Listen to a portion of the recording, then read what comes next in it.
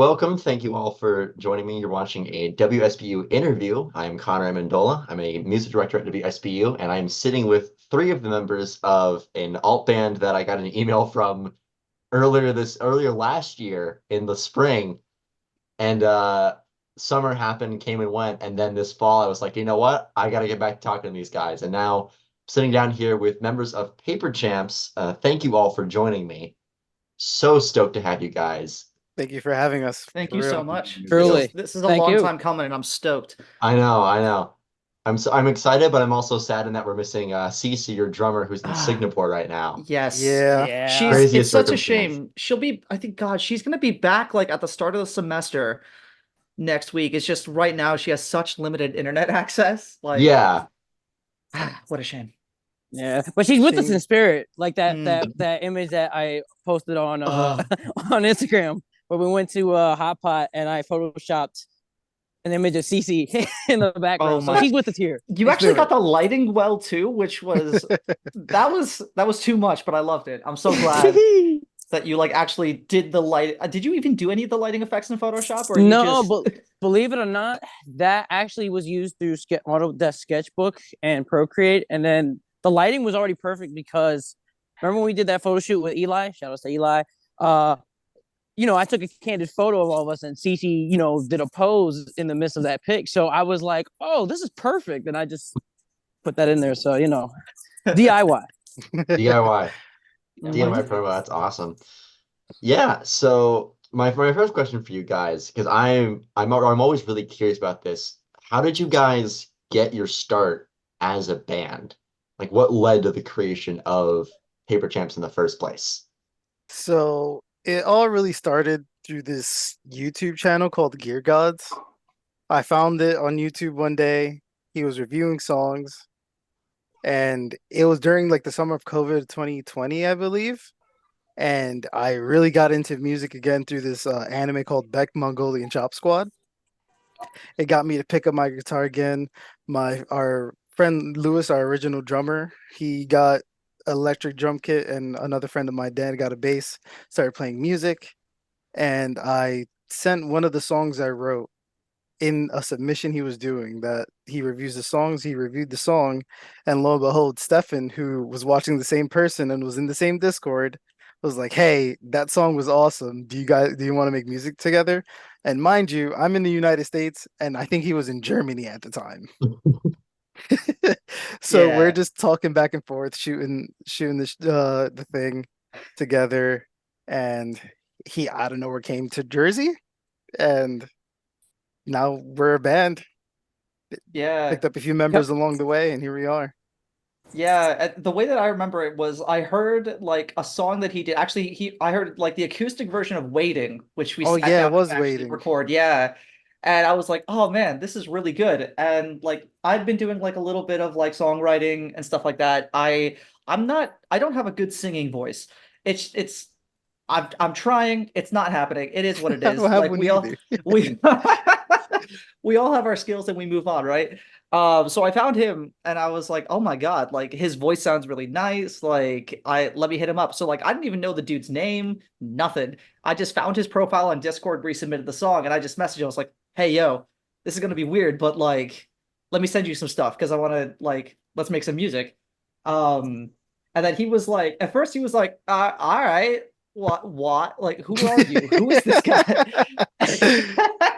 And why does he type in such good English? Isn't he German? And like it was a whole thing. And so, but it turned out like we were messaging each other back and forth. And originally I was gonna be going to college in the UK.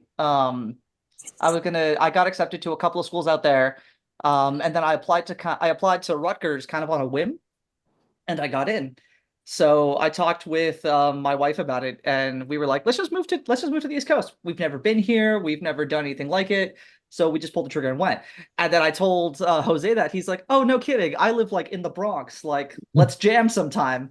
And I'm like, all right, random internet man, let's go. And For so real, like it's It's the bizarre. it's the thing yeah, all your parents warn you about is talking Yeah, to right, yeah, exactly. literally, But like I'm the an def adult now. I do adult things. dude, it was the definition of stranger danger. And so I was like, yeah, I'll get on a bus because I live in like northern Jersey. So I got on a bus, got on a train, headed out to the Bronx, like didn't even go somewhere The public. It Bronx. was somebody's house. Like it was our old drummer's house. And I went in there, we jammed, we got along really well. And yeah, originally I played bass. And then like Anthony, if I remember correctly, Jose hit you up, right? Uh, yeah. I mean, it was like because during 2020, obviously me and Jose, like we went to college together because that's how we met in creative writing class. Rest in peace to Professor Dean Costos.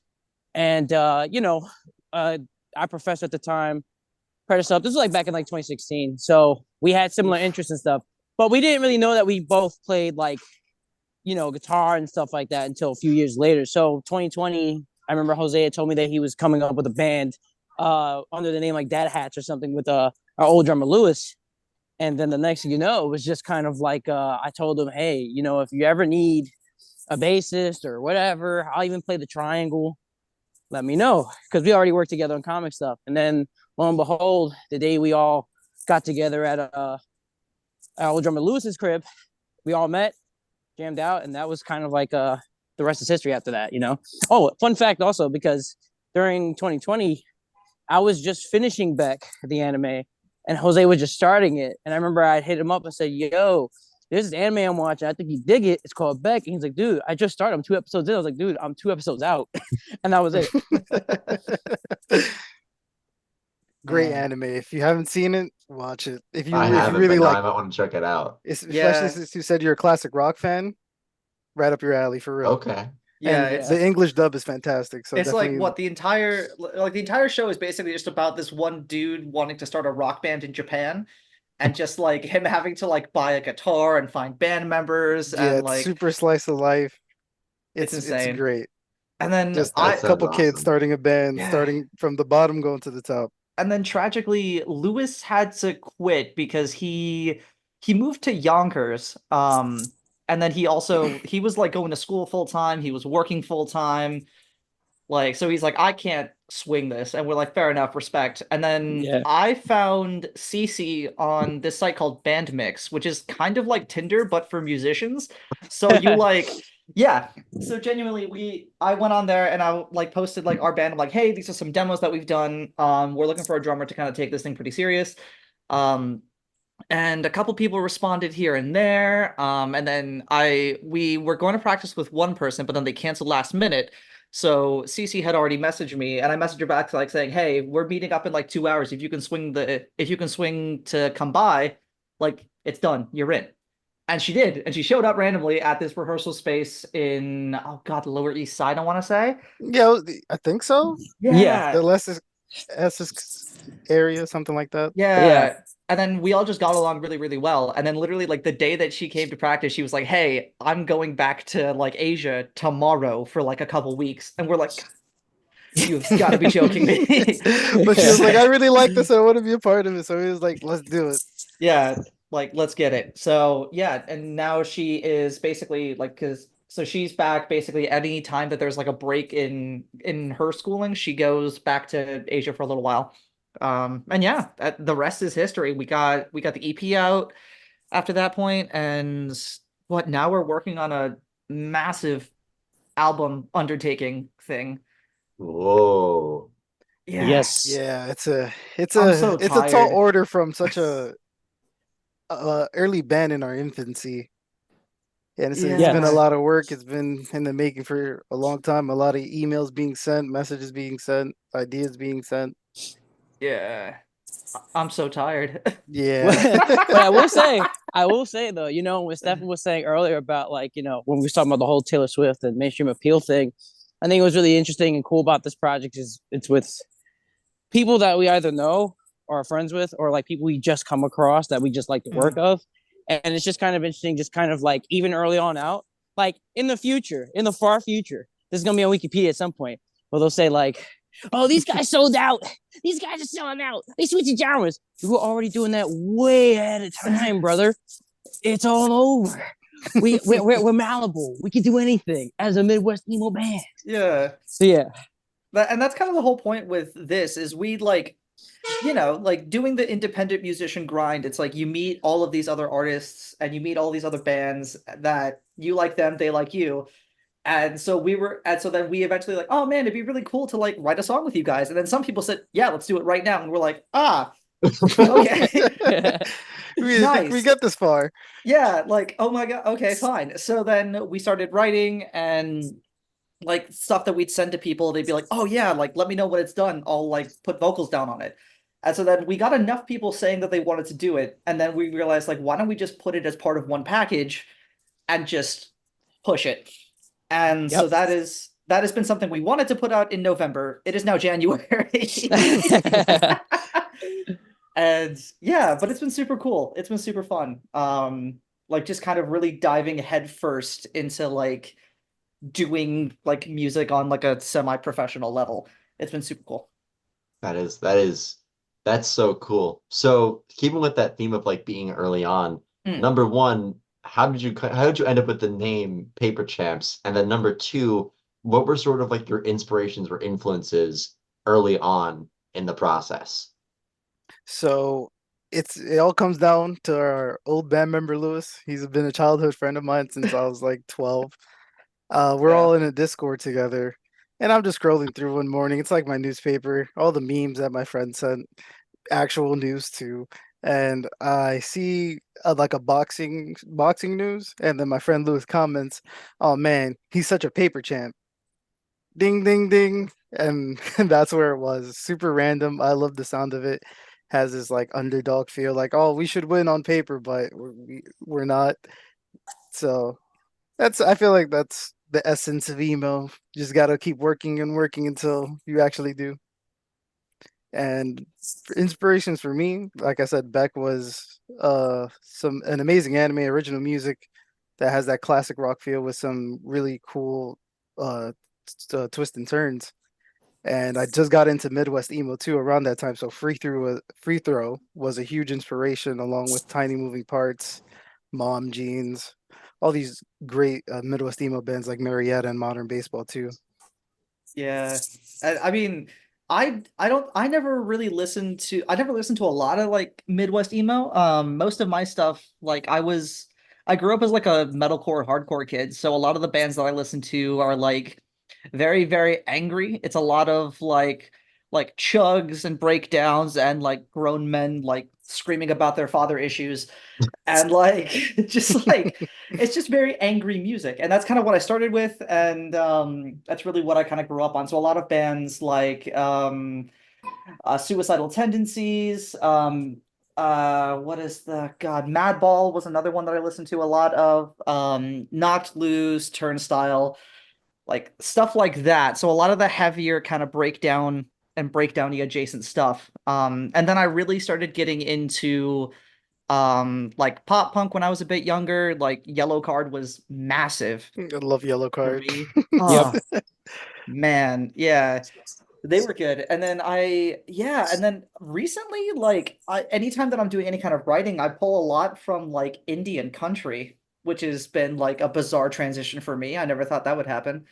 So like listening to old like Merle Haggard and God, some of the newer ones that have come out, like artists like Orville Peck, um, yeah, just trying to draw from as much as humanly possible. Oddly enough, for being in a Midwest emo band, I don't listen to a lot of Midwest emo. Same. Yeah, I'm the person who's spearheading this endeavor.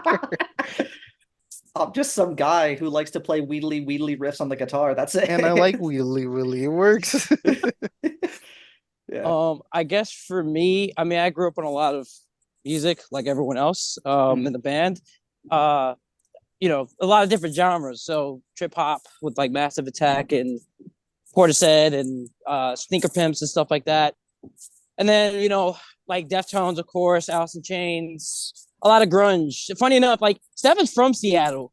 So, he would know that more than me, really. You know what I mean? But, I grew up on like Soundgarden is like one of my favorites as a kid growing up. And then, of course, Linkin Park, Bjork, a lot of things. Like I'm very much into like breakbeat, electronic, and hip hop a lot. So like Mos Def and the Roots, and it'll go from Cameron one moment and 50 Cent one moment to then like freaking Spirit Box and like Meshuggah or something. You know what I mean? So it Dude, always just yeah. ranges.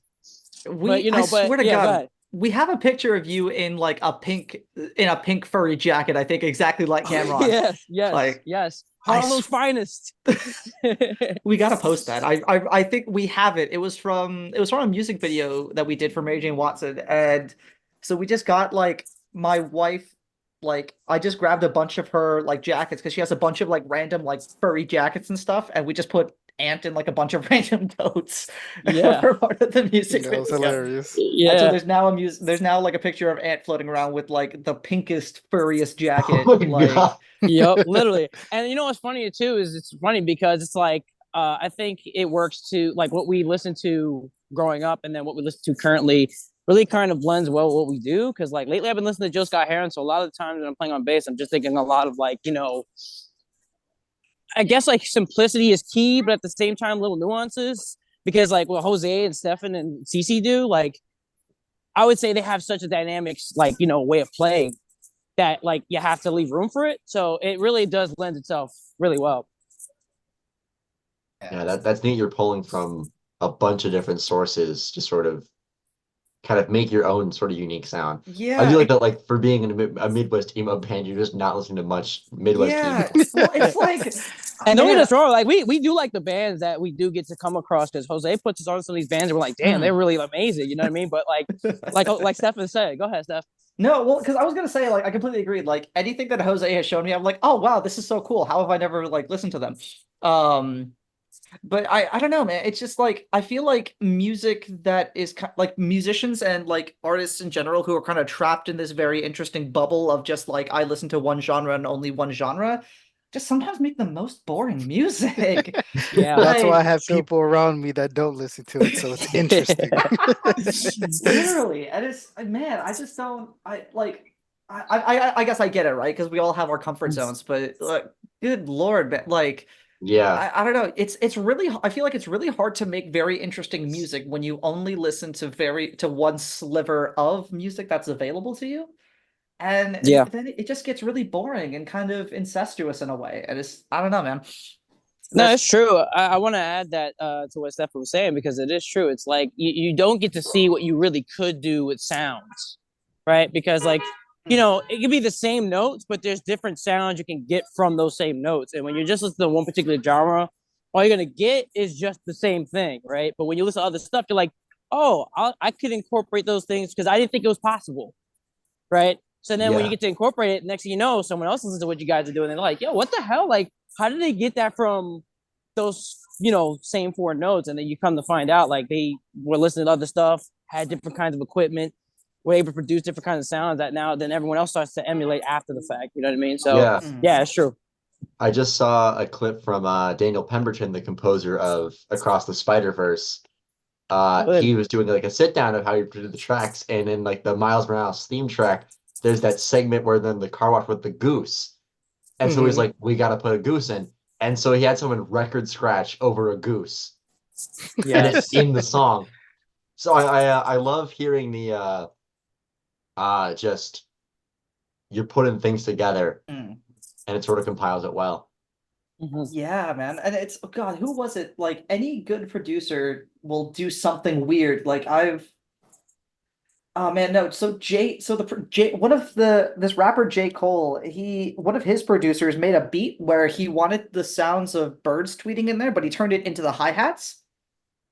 And I was like, oh, that's so like just I don't know, man, Yeah, stuff like Yeah, that that's a, where that's a it's weird addition, but that's yeah, but it so works so well. If you listen to the creative. track, I think it's called yeah, No Role Models, but it just works so well. And it's like, I don't know, man. People should get more weird with music.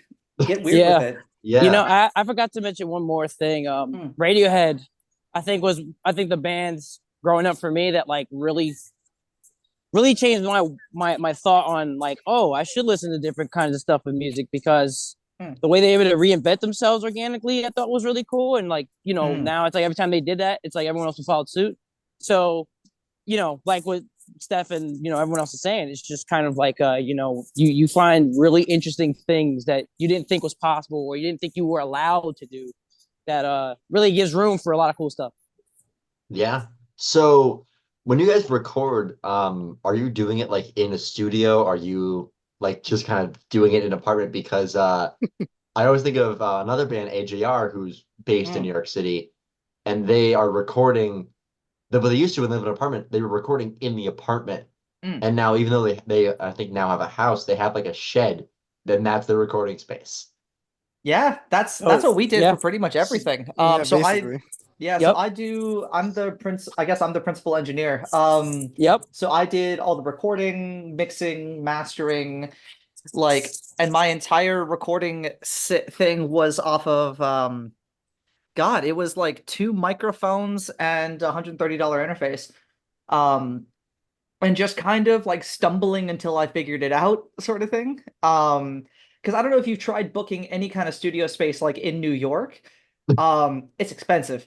Like Yeah. I worked at I did like an internship at Penthouse Studios for like 3 months. And excuse me, their going rates, I think, God, like $600, $700 for like a 4 hour session. And that's not including like any mixing, any mastering. That's literally just, hey, you use our microphones, use our space, go. Um, and it's nuts. And so it's like, well, no, none of us come from means, right? So Yeah. like, screw that. We're gonna figure this out one way or another. Yeah, we were just in basements, in apartments, just Yeah. the same as I bet a lot of people in the city are doing it because it's the only way you can, unless you Yeah. have an exorbitant amount of money. Yep. Yeah. So we would literally, I think for about half the EP, we would just set like a microphone up either in my living room or we'd set it up at Lewis's place. Um, and then just DIY it as much as possible and get it to sound like as acceptable as possible. Um, yeah, because like, at the end of the day, right, it's never gonna have like that amazing studio polish, nor do I think that's really what Paperchamps is about. Um, so it's doing what you can with what you have, and that's really kind of been the ethos of this band. There's not like a huge team Mhm. that's providing us our 60 monthly listeners. You know what I mean? Literally, literally. So yeah, it's just a lot of us just saying we love doing this and we're gonna do this regardless of how much money we make. Um, and we're gonna do the best that we can with the resources that we have. Yep. Yeah. So going off of that, the like what's the experience like living in New York and being a band and like how is that influencing you guys artistically? Mhm. So I've lived here my entire life, and I've only gotten into like the show space after the pandemic and they opened everything back up. I was a madman moshing in after they lifted up all the restrictions. I was listening to the front and bottoms, experienced the mosh for the first time, and that's when it really clicked with me with what I really wanted to do. And New York is the best place for shows, hands down, in my opinion. I don't know how it is anywhere else, but everybody that I listen to comes here sometime or another. And the energy is always insane. And that's what I love to go to shows for. That's why I want to play shows. I want to make people dance and stuff, enjoy the music, and see smile on people's faces while they're running and or crying in the pit, you know? So that experience made me want to shape the future for this band in that Mm. way because that energy is just like no other where you're just there, some sweaty guy slams into you and you're just like ugh, but your favorite singer is yelling your favorite part of the song while someone throws a can of beer and it just splashes over everybody. It's a great Oh time. yeah. Yeah, I was about to say I think coming from my perspective where it's like Aunt's Jose all born and raised like in New York City. I grew up kind of a country bumpkin, so like in Washington State, like my mom has like 5 acres and horses and chickens and so for me when I first got here, it stressed me out completely. And I think that and it was just like it was a lot. It was a lot of sensory stuff that I wasn't used to. But as far as like the artistic community out here, it's really, really interesting because you get this really interesting, healthy mix of very working class musicians where it's like, they're doing like 14-hour days, they're picking up odd gigs here and there, and like, mommy and daddy aren't paying for their like studio apartments in Uptown, right? So, but then on the other flip side, you get everybody who's like, oh yeah, so like my dad sometimes pays my $6,000 rent, and that's totally cool. And I'm like, man, how like where do I find me a dad that'll pay my rent? Like that sounds awesome. So like I mean it's just you just get this very fascinating like you get such a wide approach to how people do music. Um that it's been nothing but super awesome and super helpful to be a part of. Like I think doing something living in like a massive population center and especially doing something in like the creative arts is I think everybody should try to do it if they can. Just to kind of get the wide breadth of experiences and meeting the wide breadth of people that you do, because that's going to have such a direct and profound impact on the art that you make, like for sure. Yeah, I mean, just like what Jose and Stefan had said, it's the same thing. Like, I mean, I'm born and raised, Harlem, lived in the Bronx for a little while in Cyprus, and then moved back to Harlem to live with my pops or whatever and help them out. And being within the city, there's always something in the city. You know what I mean? So when it comes to the arts, I think it's the same thing. It's like you're always meeting people, whether you know them through college, whether you just happen to find them on social media and you just happen to connect on common things, and then the next thing you know, it's like you find out this person's a nurse on the side, or this person is this, and X, Y, and Z. How are they, affording to pay the rent and then making the time to do whatever, and then you see the hustle that they and the conviction that they have, and it just kind of inspires you to be like, yo, hey, whenever we meet up, we just try to make sure we can within humane time meet up, have fun, get the work done, and then see the fruits of the labor. So it really does, as New York as New York gets, it really does build the hustle in you. You know what I mean? So truly, it's inspiring. Yeah. So last question before my Zoom runs out of time. I might open the room those to keep chatting with you guys because I got Absolutely, man. time. What's Yeah. your favorite part of being a band? Making the music, as cliche as it sounds, there's no better feeling when I get like a halfway done mix by Stefan and I just listen to my terrible voice whine on the mic and play all these awesome ideas that we had all coming together to make this song that we like and we want other people to like. And if they don't, it's okay. But me and Ant also come from a creative background. We make comics, and same thing with that. Seeing my words come to life through figure drawings and detailed escapades, it's such a great feeling seeing your art come to life. Mm. Yeah, 100%. Yeah, I think for me, it's getting to work with other people that really excites me. Like, because again, like because I was in the military for a while, and there's not a lot of like artistically inclined people that are in like the military, right? It's just not the place where artists like and like there's just not a lot of intersection there. So like getting to work with other like artists and like getting to work with other people instead of just creating something in a vacuum is just it's been so nice. Like instead of me having to write a drum part, I can just talk to our drummer and be like, "Hey, let's do this." Or it's like, like I don't have to teach myself to sing anymore. Like Jose is just a phenomenal vocalist in every way. Or I'll come up with a harebrained, ridiculous, outlandish idea, and then Jose is like, "No, that's stupid. What are you talking? Like, stop that!" Like, like technical Yeah. difficulties. Yeah, technical difficulties, something like that. Finish my thought, basically. Yeah. Like And then I'll technical splice these together. I'll splice them together somehow. technical Yeah. difficulties. Yeah, technical difficulties, something like that. Yeah, okay. So like Stefan and Jose had said earlier, and like the spirit of Cece had said, um, I think one of the best things about it, aside from making cool music and working with different people, whatever.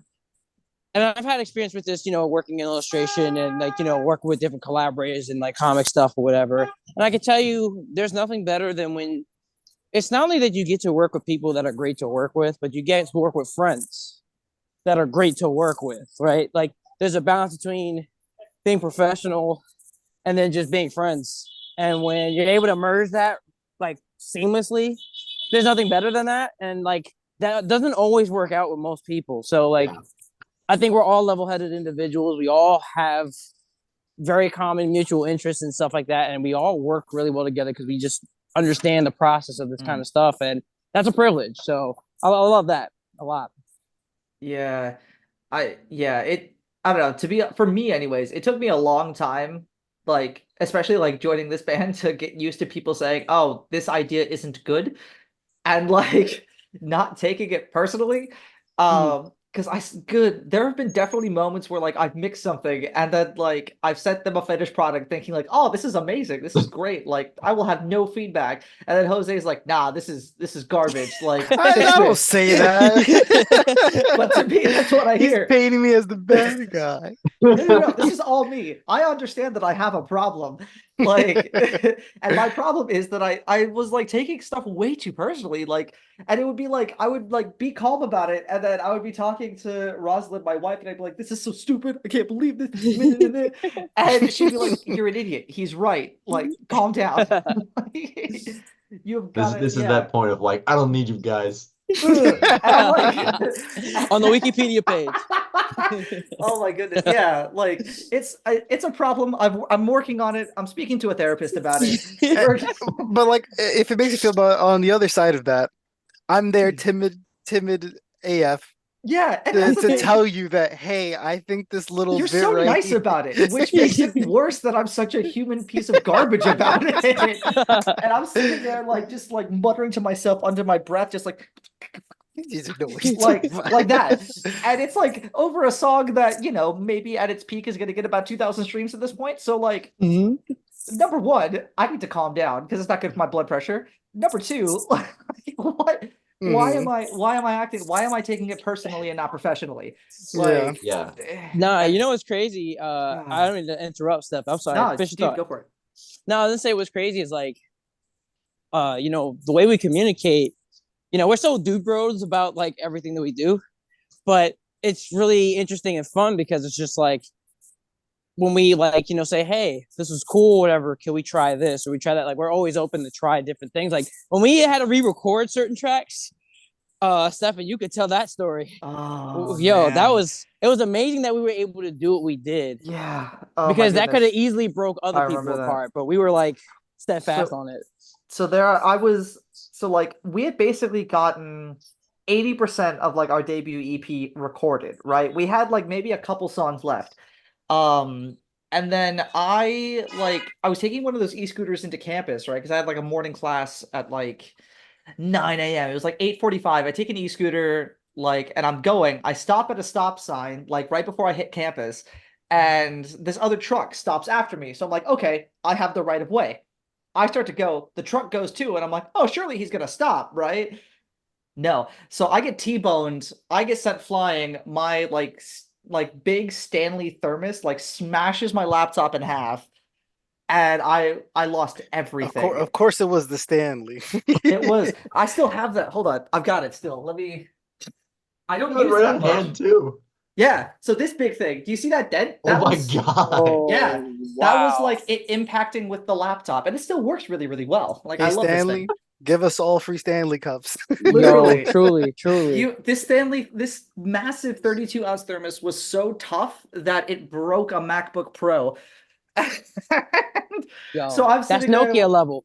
Yeah, and I didn't have anything backed up because I'm like, what are the chances I'm going to get hit by a car, right? That's not going to happen. That doesn't happen to people. And then it did. And like the guy who hit me was really nice. He paid for everything. He's like, I'm so sorry. Do you need to go to a hospital? I'm like, no, I'm fine. Like minor scrapes. Like the laptop took the brunt of the fall. So got the laptop fixed, but I lost everything. They couldn't save the hard drive. So we had to re-record everything from scratch.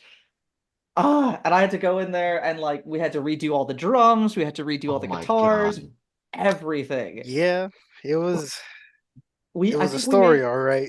we saved one song, I think, and that was Mary Jane Watson. That's like the one original recording that we saved. Everything else we had to completely redo.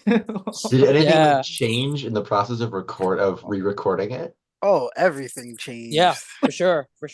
Everything. Waiting especially. Waiting Yeah. especially. Oh yeah. So we originally recorded Waiting to No Click. We just said like we're just gonna vibe with it. Like we're gonna take it back to the 70s and record without a click track and just we're not gonna bother quantizing anything. And so it just grooved. But this time we're like, let's try like we don't have to quantize it, but we can record to like a click track. We can record to a metronome at the very least, because if you go to play back the original demo for Waiting, it's just kind of all over the place.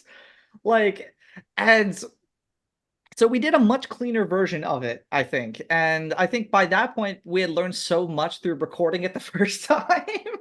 Like at least I did. And we're like, all right, we know what we're doing now. We know how to do this. We're no longer this is no longer our first time all working together. Like so like the second time we recorded the entire EP, it only took like a couple months. Like the first time it took Like, like 6 to 8 Yeah, months. yeah, Something 6 months, like yeah, that. something like that. We started like in Yeah. the summer, then he got hit like Yeah. in December or somewhere around Yeah, there. I think that's about right. Yeah. So then lo and behold, so then we're like, all right, we know what we're doing now.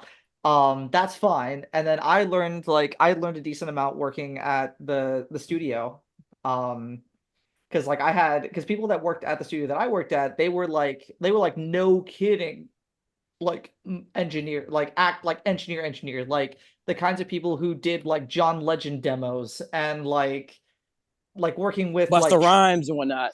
yeah. Well, there was a bit of drama at the studio, so Buster Rhymes doesn't go to Penthouse anymore. But that was before I got there. That was before I got there. But like this is the Uh-huh. studio that did like a lot of Trippy Red. They did a lot of Pop Smoke before he passed away. And oh god, they worked with so many people. I think Tupac recorded there. Before Penthouse was Penthouse, the Beatles actually recorded at that studio. So it's like a no kidding, like actual people who are super, super professionals. So I got to learn a lot from them. Um, yeah, so it changed a lot. We were I would say I am kind of glad I got hit by that truck. Because like I think the quality, if I compare the quality of the demos that we had to versus what we have, like what we put out, it was just leaps and bounds better. Yeah, leaps and bounds. Yeah, I Yeah. can't wait for that segment of the Wikipedia page to just mention That we lost everything. everything. This is a lesson. Back up everything. Get an external hard drive. Back everything Literally up. everything you can. Yeah, do not ride those electronic scooters in Newark. Better yet, don't drive in Newark. Don't walk around in Newark. It's safer if you never go to Newark. Newark, Well, New Jersey. this has been great. So I will stop the recording here. But thank you to Paperchamps for sitting down with me. No And, problem. Thank you Thank for you having so us. much for It having was us, such an man. opportunity. Yeah, thanks this is so everyone for cool. listening to WSBU 88.3 The Buzz. Woo!